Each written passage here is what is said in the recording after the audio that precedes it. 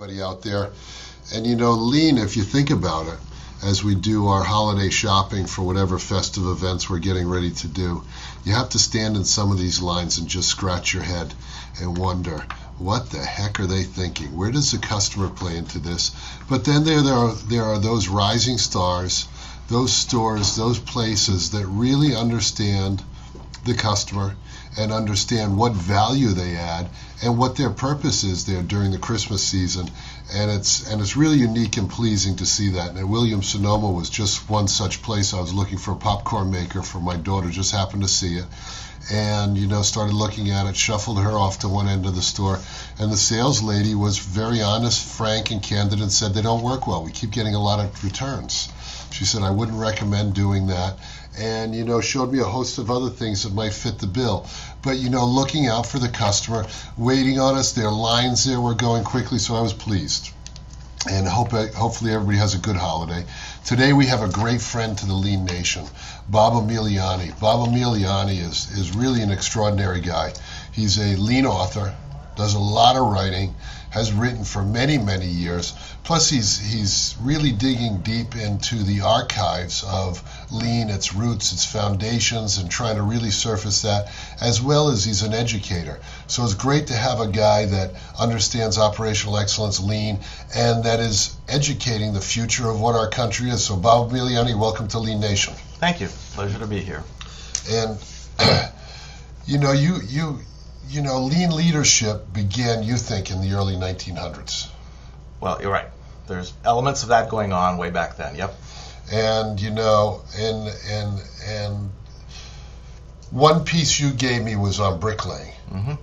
And the founder of our company, my dad, was educated in Europe. Different education during the system. He's 82 now, so this is going back 50 years, maybe 60 years. Yep. And I showed him this process book. I mean, it's basically like an old phone book, if anybody remembers what a phone book is. And it's very descriptive. Yes, it is.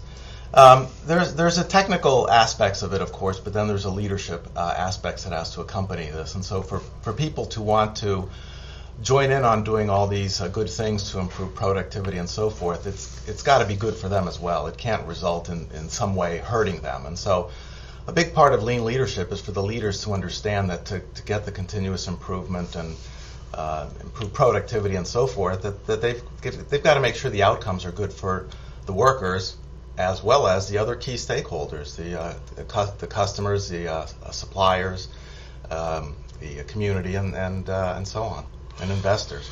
And that's what we're going to talk a little bit about today is lean leadership and how different it is than conventional leadership. Yep.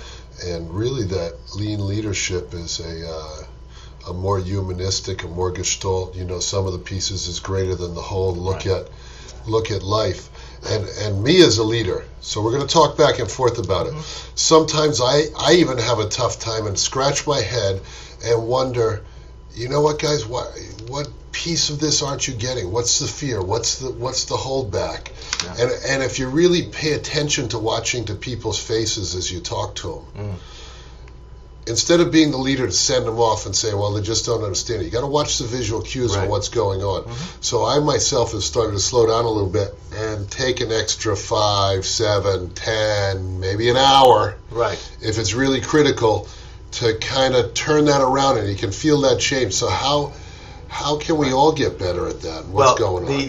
Throughout the history of progressive management, which is the sort of umbrella term that I use for lean, employees have been concerned about 6 things, and that is that this progressive style of management is going to dehumanize them, it's going to speed them up and burn them out, it's going to de-skill them, it's going to take away their knowledge, it's going to take away their creativity, and ultimately cost them their job.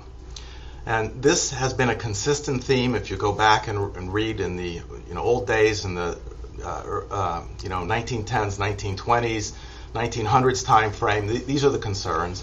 And you can look on blogs today within the lean healthcare community and look at nurses that have the same 6 concerns. And so these things have been with us for a long, long time. And part of the role of lean leadership is to understand that employees have these concerns and that they've got to be addressed. And I've only in very rare circumstances has seen a leadership team or a president or CEO address these things, at least 3 or 4 at minimum, but hopefully all 6, preferably right from the beginning, because this is what ends up being the sort of sticking point for people to want to get involved. They feel that this is somehow going to be threatening to them and result in bad outcomes for them. Good stuff that's good for the company and good for the customer, but can hurt them as employees. Yeah. But Bob, just to do that, you have to be a really confident leader to do that with your people. Yep. Well, you got to be, and someone told me, and I took it as a great compliment because I wear the helmet and the wacky clothes and chew on my cigar. They said, Carl, you're really comfortable in your skin. And yeah, I am, because I never thought of it that way. I don't know everything, and I'm trying to continually learn. And sometimes you just have to say, guys, you know what? I don't know the answer.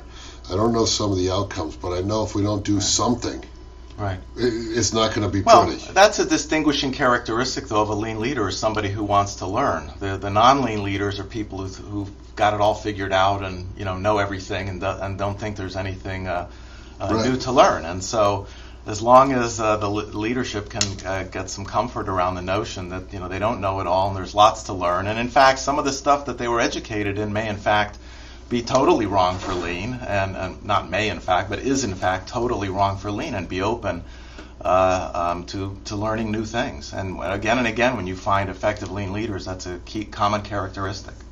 But we need them faster, and we need more. I mean, the burning platform is now. I got off a conference call this morning with a bunch of presidents and leaders, and we were talking about, just reshoring, Harry Moser and this whole reshoring. Yeah. And, the whole world is in a state of flux, and how can we do it? How can we arrange our people? How can we get everybody to, see this? How can we get everybody over these hurdles of fears? What kind of things can we do? Well, I mean, part of it's the way we're educated. We're taught to be very, sure of things, and if it's in a book, it's therefore it's the facts. It's written down. It's the gospel, and right. We're not very flexible to questioning things. So you have to, in addition to having the ability to want to learn new things, you've got to be able to question things, and say, things like economies of scale. I hear this to be true, but is it really so? And how do I know for sure? And how do I test this? Because maybe it's not really the right way to think when it comes to flow. It might be a great way to think for batch and queue processing, but it's not the right way to think for flow. So another characteristic of the lean leaders is they're always questioning things. Even things that they think they're pretty sure is true, they're still questioning them. And ultimately they find out that a lot of what they thought was true is not in fact true under conditions of flow. One of the best lessons that I've learned, here, working with different people and guests like yourself that come here, and you met Lisa Nichols, yep, that worked at Toyota for a long period of time, and she spent quite a significant time here. It's still part of our culture and learning. Is just the simplest lesson. We had a class that we ran for our whole shop, myself and everybody. Excuse me. And the class was on fact versus opinion. Mm-hmm. And when we have discussions, when we have things that are either bugging us, constraining us, that are bottlenecks, that just don't work, don't come and talk about words. Come and bring facts, draw a picture, do something, because too many times, and you're in the academic world, and it must bug the hell out of you that you go into a meeting and everybody throws out all these big words and thinks that you should know exactly what this is. And I sit there and it's so much easier. Bring me some pictures, bring me some drawings, give me something I can look at and walk me through it. Right, that's right. I mean, people, substitute opinion for facts, as well as, and related to that are beliefs for facts. People believe in certain things, and they therefore take those as facts when they've never tested those. So you have opinions, belief, assumptions, all similar sorts of things that people do not test to assure that these things are actually true or valid. And so, we tend to have a lot of conversation based around things that are not fact-based, right, which ends up taking a whole lot of time, and we're spinning wheels, and very you have no difficult. alignment because people are thinking and connecting different things instead of. Right. Well, that's one of the things that a root cause analysis tries to get at, is get people on the same sheet of paper in terms of thinking about what the problem is. Right. And things like A3 reports and so forth is trying to get people away from the beliefs, assumptions, and opinions into the facts. And so that's why it's very important to use these things very diligently and practice using them. And it's challenging at first. You don't produce a good root cause analysis your first time through. You probably got to do it 100, 200 times, whatever. Same with an A3 report, 200 times, 300 times, 50 times, whatever it is. You got to practice it to get good at it. Right. You want to get good at anything, you got to practice it. Yep. And so when it comes to just moving away from these beliefs and opinions and so forth, that's where we got to do 5 whys, fishbone diagrams, A3, etc. So for lean leadership, wherever you are on the hierarchy, on the organizational chart, whether you're the top dog, because there has to be a president to every organization. Right. There has to be a leader of a country. Right. Somebody that the buck has to stop somewhere. It's not a buck that keeps floating around and you hot potato, you throw it off. Mm-hmm. So no matter where you are on the hierarchy chart, as a lean leader, could you safely say that one of the things would be to try and enlighten people on, the people that work for you, the people that report to you, and the people that you co-work with and co-learn with, fact versus opinion, assumption, and hone in on that? Would that be kind of paramount? Yeah, it would be paramount. In fact, if doing A3 reports and root cause analysis is so important, we ought to be seeing that from the presidents, the vice president, the CEO, etc. Right. And I cannot tell you of the students that I have had over the years. I asked every class of graduate students, and these students are full-time working professionals. Yep. I say to them, have you ever seen a root cause analysis, an A3 report, etc., from a vice president level or above? And I've been teaching now 12 years, and so this is across thousands of students in all kinds of industries, in private industry as well as government, nonprofit, and so forth. Nobody has ever answered yes. And all of these students come from organizations, with very rare exception, where the leadership team has been trained in these things. Yeah. But they never see examples of it from their leaders. So if you never see examples of this from your leaders, as a worker, down in the hierarchy a little bit, you're not going to think this is for real, that this is worth doing. Yeah. You're just going to kind of ignore it. If the boss isn't doing it, then it's not that important. The boss is saying to do it, but the boss says to do a lot of different things. Yeah. And it turns out those things aren't really important. So you have this gap of not walking the talk, and this is another characteristic of lean leaders, that they're very careful to ensure that they do what they say and say what they do. And there's very tight alignment in that, because they know that people can sort of pick them apart with these inconsistencies, and then they lose their followers as a result of those types of inconsistencies. Well, it's hard, Bob, to to have that kind of discipline. It boils down to discipline. Yeah, personal discipline. Yeah, it's huge personal discipline. Yeah, it is. It is a huge personal discipline. This is, in terms of lean leadership, it is more similar to learning to play a musical instrument well than what most people want to think. And that's why I'd love to play one. Yeah. And I won't pick it up because I'm not going to put myself through the pain. It right. takes and too long. You've got to do it every day for an hour or two or whatever if you expect to get good at this. Yeah. And you've got to do it for years and years, and then when you get good at it, you always would say to yourself, well, that's not good enough, and I want to get better, and I want to learn new things, and you're always critical of yourself. I mean, I don't know if a lot of people are familiar with the Red Hot Chili Peppers, just to take a rock band analogy. And so the bassist, Flea, and he's extremely, talented bassist, but in interviews he's like, oh, my bass playing is terrible, Yeah. So that's the kind of humility that they have, which is another characteristic, by the way, in lean leaders. They're always saying, I have more to learn. They're humble. Even though they may have accomplished things, there's more to do, and so on. So, if you're interested, on my website, there's a paper that I co-wrote with my son, actually, who's a very good bass player. Yeah. It's called Music as a Framework to Better Understand Lean Leadership. Do you have that, Ed, to put up on the screen? I don't have that. Okay. But you can go to my website. It's under the resources for managers and so forth. It requires a little password, but just send me an email and I'll give you the password to get into the PDF file. but it describes just these huge amount of similarities between lean and music. People often make sports similarities between lean and sports, Right. but this I think runs much deeper. And so we wrote a paper up, and it's written in an academic style, so don't be put off by that, because we're trying to get it published in an academic journal. But down the road we'll make it a more accessible piece. Yeah. But I mean, it shows in tremendous detail the similarities between lean and music. So it's a lot of practice. Now, the difference though for a lean leader, however, is there's lots of practice, but it's not sort of this motor skill, like if you're playing a guitar and the finger movements and so forth, and it's a different kind of feedback. So it's similar, but it's not exactly the same between lean leadership and music. It's similar. Well, you talked about the A3 and the True North, and we have a True North here with same day, next day throughput, innovation, and quality. Well, those are just words. Right. Just a bunch of words. That's right.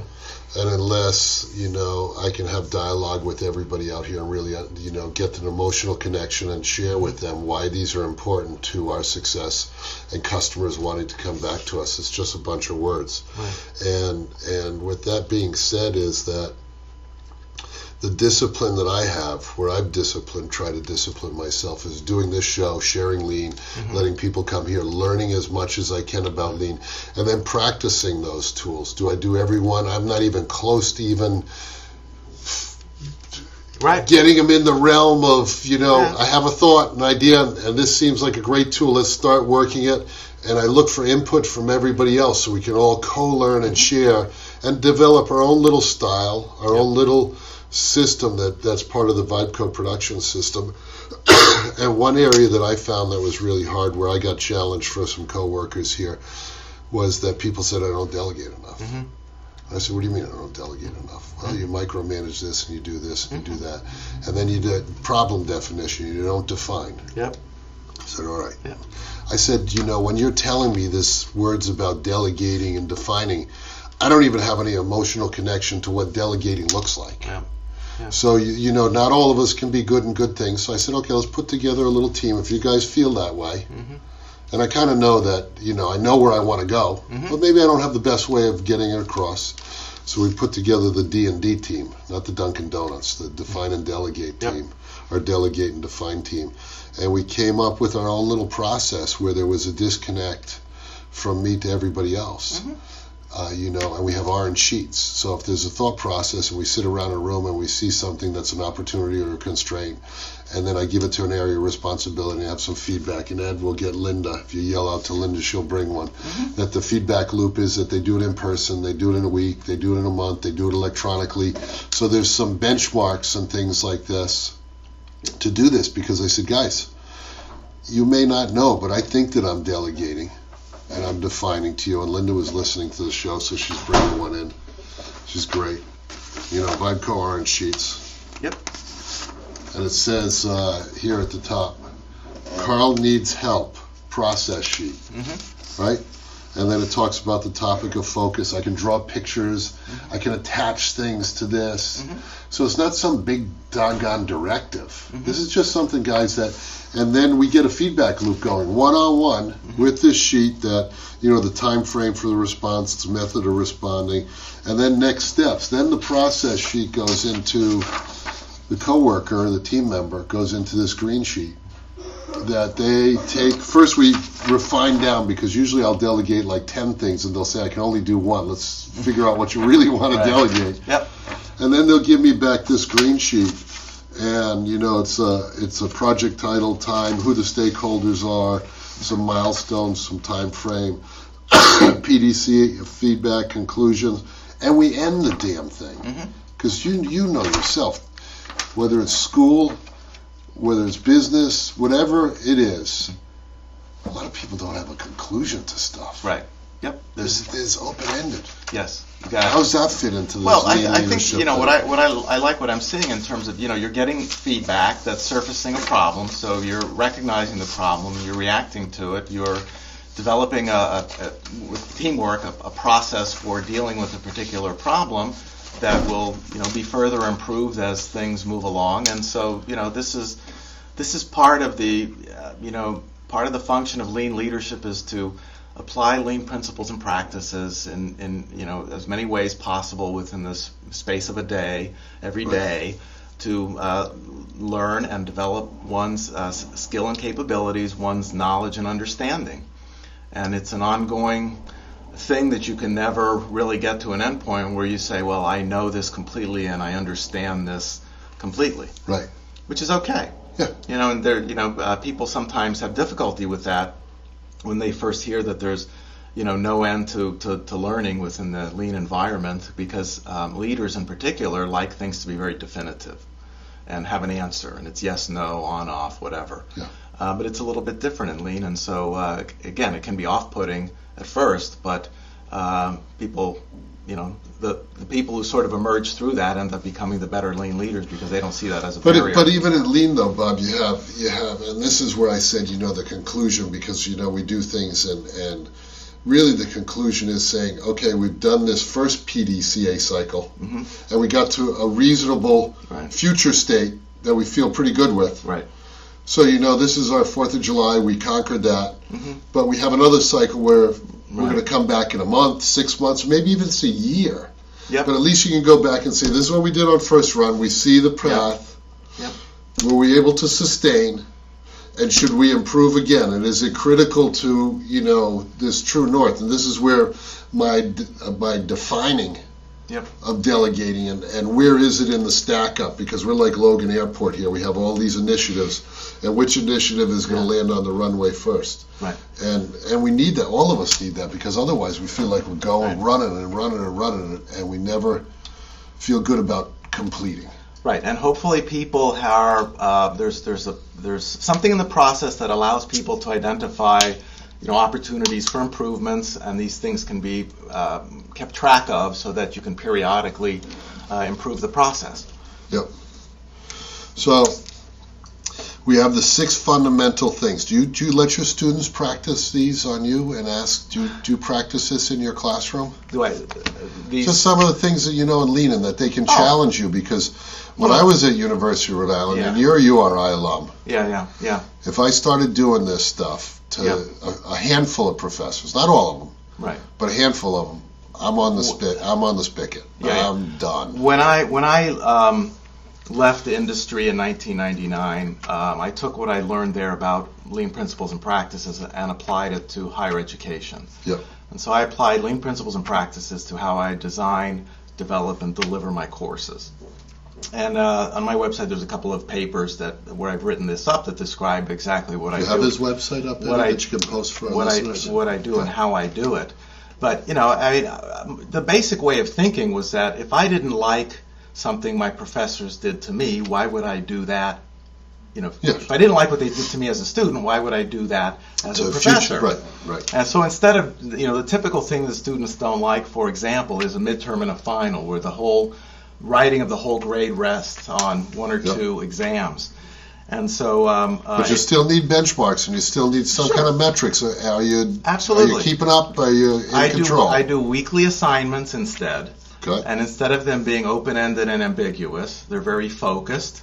I want students to look at specific things and answer very specific questions. Good. And if it turns out there's ambiguity, I cannot tell you how many times after class, a lot of my classes are in the evening because I've got working professionals. So I get home at 9 o'clock, after waking up at 6 in the morning every day. I get home at 9 o'clock, I get on my computer, and I make changes to my syllabus, that lecture, that in-class assignment, whatever it is, right then and there. So you're refining each time, and watching and listening. On a real-time basis, right. I go home and make the changes. So the students, getting back to the midterm and finals, these are just batch processing of information that's done for the convenience of the professor, because all professors will tell you the worst part of the job is grading all of these evaluations. It's a big batch. Yeah, that's right. So they want to minimize it for themselves, so that's why they just base the grade on a midterm and a final. Whereas I end up grading, hundreds of things per class, hundreds of assignments per class per semester, which is a drag for me, but it's good for the students because they get the feedback immediately. It isn't like you turn in an assignment and you get it back 4 or 5 weeks later. You get it back the next day or the next week, depending on what it happens to be. And we talk about it in class and so on. So there's enormous opportunity to apply lean principles and practices in higher education. My focus has been within academics. Obviously, there's a lot of opportunity within administrative processes within higher education, which people are working on. But aside from my work, there's virtually nobody doing this in academics. Yeah. Now, some people some academics have taken my work and are applying it to themselves, and trying to improve how they teach and deliver courses and so forth. So it is having an effect, but it's on an ad hoc basis, professor here, professor there. It's not like you get a dean of a school of business or an engineering that says, okay, let's change the way we teach to apply lean principles and practices to how we design, develop, and deliver our courses to students, which would be nice. I know you've done some great white papers, and up on the camera now, if you're watching, we have Bob Emiliani's website, so you can go to the website there. Yeah. And Bob, you have a bunch of stuff. There's a lot of stuff. We'll go back to our conversation, but tell our viewers about the website. Well, there's as much as you want. I mean, it obviously highlights my books and so forth, but there's also just a bunch of free information.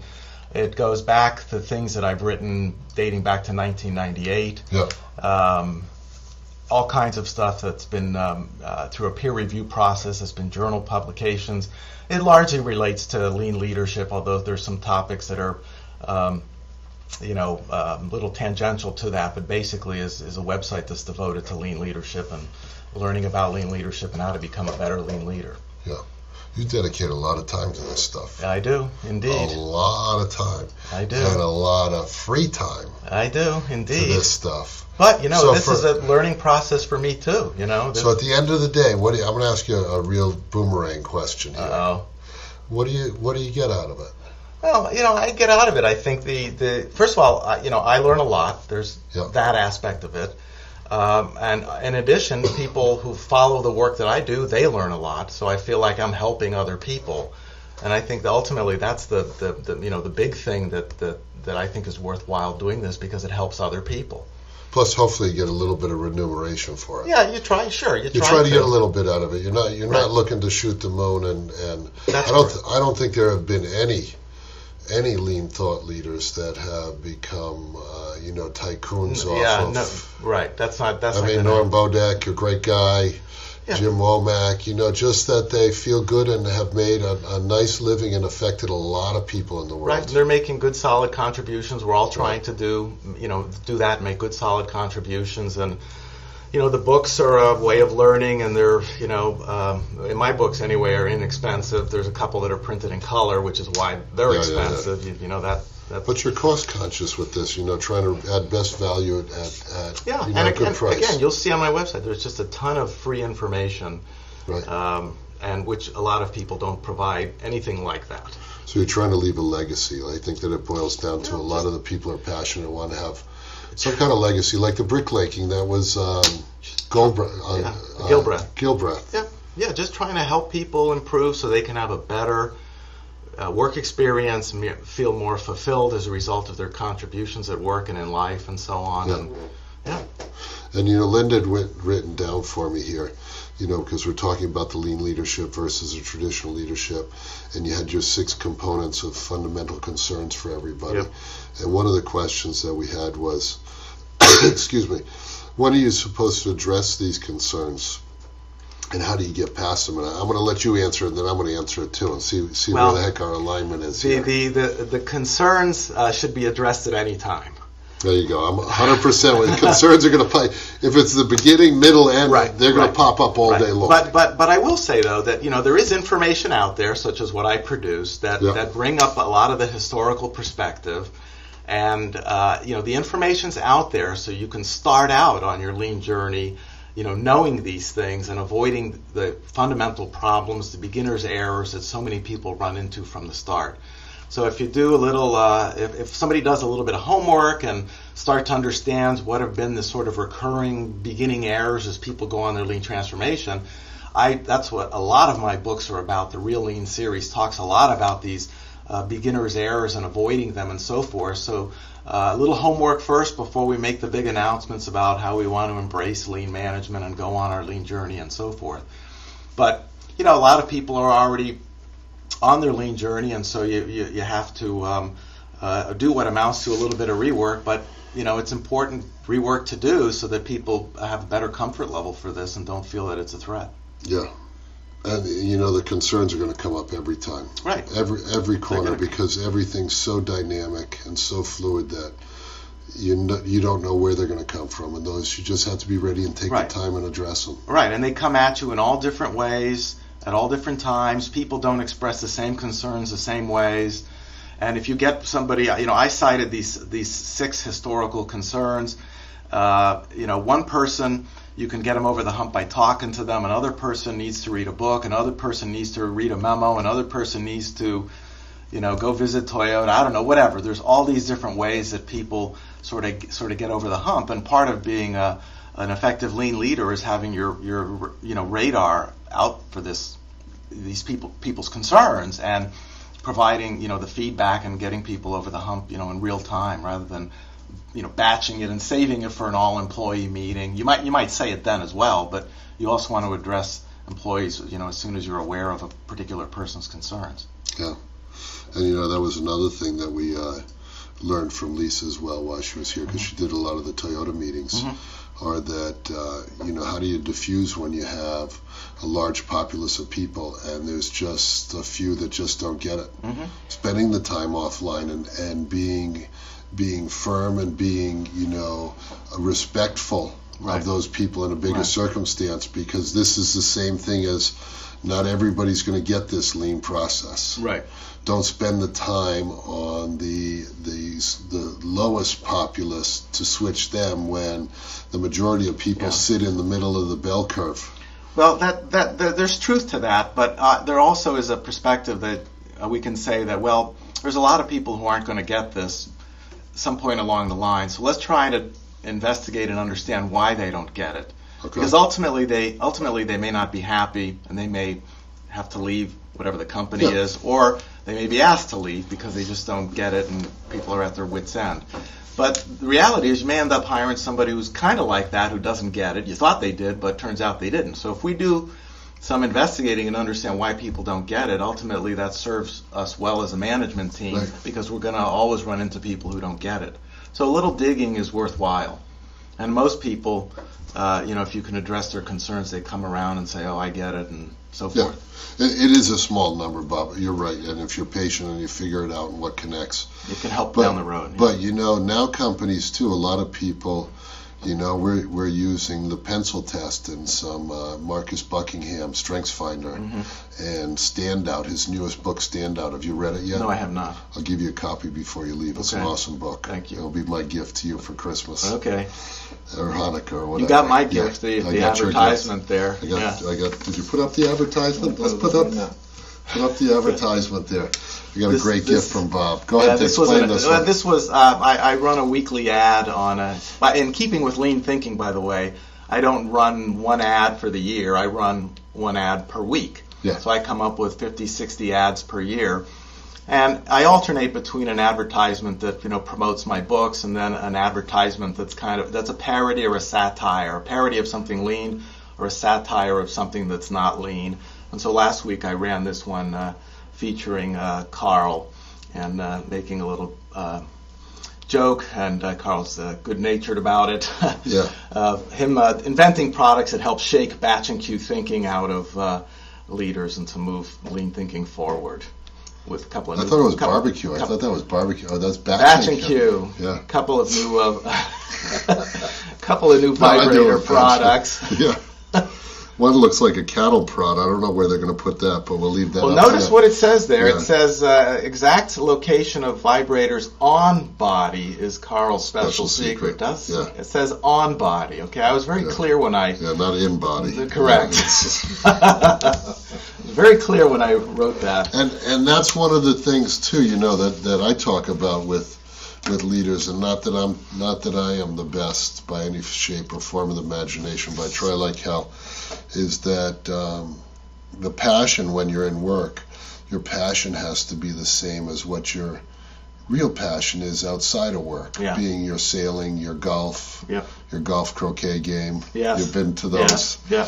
That when you're in work, It doesn't mean that you're less passionate. My hot rod cars, you know, I love that, into cars and all that stuff. And I have a ton of passions.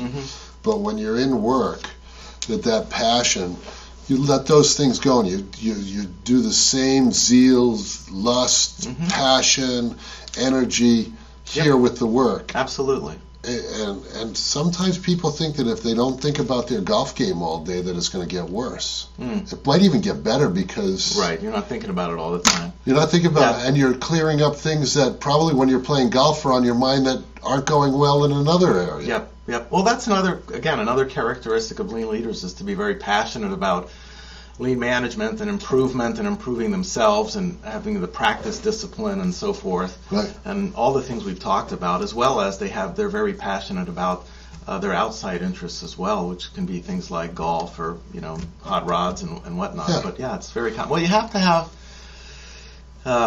you know, some other things to think about, and they end up being sometimes very complementary, because people who are developing their understanding of lean often can find a lot of interesting parallels into other things they do. And so, you know, I play bass guitar, and so when I picked bass guitar up in 2003, I started thinking about these parallels between music and lean.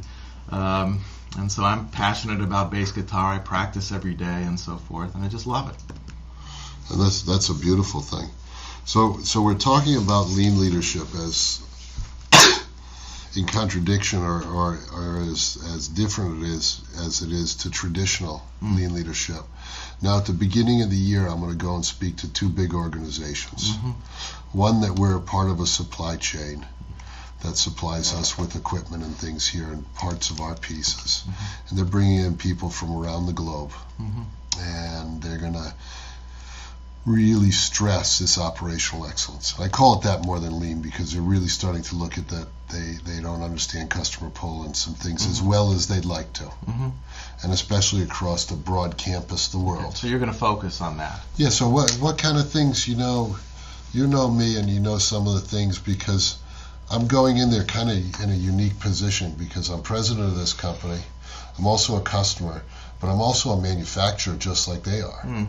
So I get the kind of the trifecta. And what kind of things could I say to a group of leaders that might not be the N1 guy at the top to change it, but can help influence and get everybody to think differently? Well, I think they need to understand that you have to think of lean kind of the way, you know, doctors would think about their job: do no harm. Okay. You know, and the idea behind lean is this cannot result in outcomes that are bad for people. You cannot have a situation where lean is great for the company but bad for the customers, or it's great for the company and bad for the employees. And obviously lean requires involvement of employees and suppliers and other key stakeholders. And so to get their involvement, you cannot, you know, they cannot be the recipient of bad things, otherwise they just won't participate, right?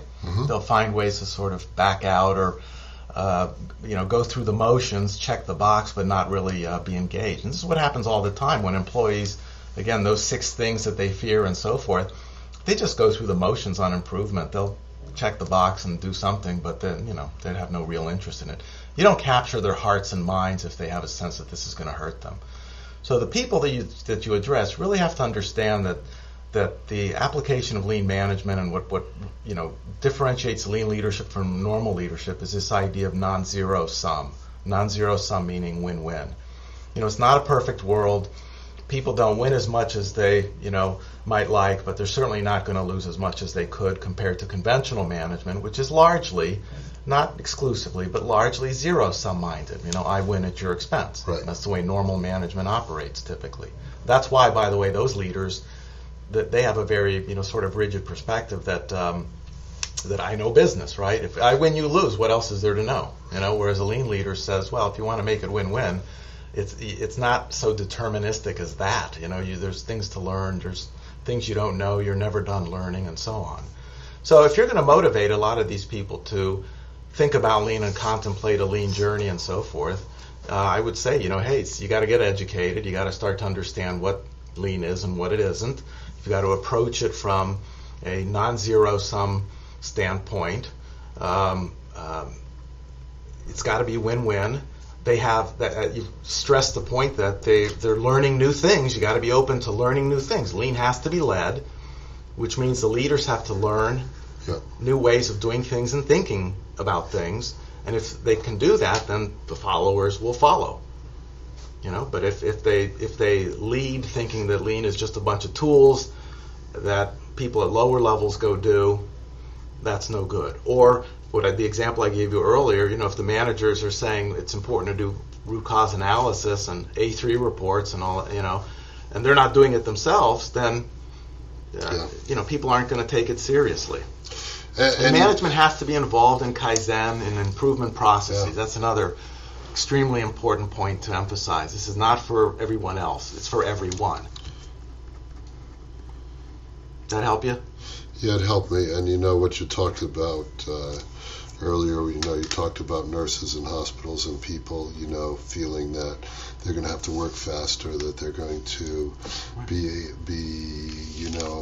redundant, as the Brits say. Right. And redundant meaning you're gone. Yep. Well, that's why in my Lean Leadership News email, the one that you got the other day, was talking about how Frank Gilbreth's bricklaying studies showed that bricklayers were not dehumanized, they were not sped up, they were not de-skilled, their knowledge was taken away. It was not taken away, excuse me. Yeah. It didn't. It doesn't have to be those bad outcomes. No, they had some great outcomes, because if they looked in that book and the managers and foremen and people on the jobs from the whole hierarchy, because that book covers the whole hierarchy. Yep. It's not just one silo of people, because on a building construction site back in the early 1900s, there were a lot of people, a lot of different disciplines. Yep. And he just showed the connections of these and the importance of beginning a job, the middle of the job, reshoring, scaffolding, moving material, the whole process. And the bricklayers didn't lose their job. They didn't lose their jobs. Right. They actually were afforded more jobs because they built buildings, and I hate to say it, back then probably quicker than we do now. It could be. It could be. I don't know what the time frame was. And just when you talked about the nurses and this, is that people just have to believe and trust and try it. People that are involved in this whole process, you just got to say, because fundamentally there are so many things that just even the basic one piece that we've been talking about today, question all things. Oh, yeah. And from the beginning of birth in our lives, what are you asking me that question for? Right. Why are you questioning me? Right. Don't you know the answer? Well, if we all knew the answer, we wouldn't be doing this on Ustream right now. Right. We wouldn't be doing all this cool stuff because someone questioned that said, if I'm in Timbuktu and I want to see Carl and Bob Emiliani on my computer, how the hell do I get it done? Right. I watched the GoPro guy. The GoPro, the cameras? No. That they use on reality TV, those little cameras. Yeah. How the guy figured out how to do that. Oh, okay. It was genius. Yeah. He didn't take no for an answer, or it couldn't be done. Yeah. So people just need to say, you know what, I gotta put those aside and kind of, they're asking me to do things different. Let me be different. Right. Yeah, and you can tell the people you speak to, it's a big challenge. Yeah. It's, as I said, more similar to learning how to play piano or guitar than it is learning how to ride a bike. That's for sure. And one of the groups I'm speaking to is a large healthcare constituent. That's a big group. Yeah.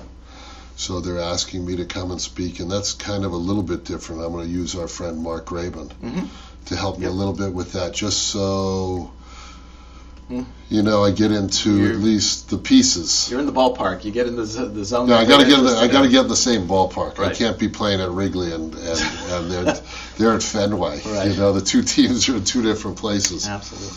So do you have any other words? We've been talking for a while now for our listeners here on Lean Nation. Well, I guess one other thing is just, this can be a lot of fun, and it should be a lot of fun. And I think one thing that, effective lean leaders do is that they make lean fun. People are drawn to it. If the leaders themselves are participating in improvement in a non-blaming, non-judgmental way, they're a leader, but they know when to be a team member and when to step back and be part of the team and also be accessible as leaders and so on, that it's fun. And if instead lean is scary, We don't address these 6 items we talked about earlier, and it's, you know, people are going to be repelled by scary stuff. But if you make it fun, and it should be fun for everyone. It should be fun for the leader.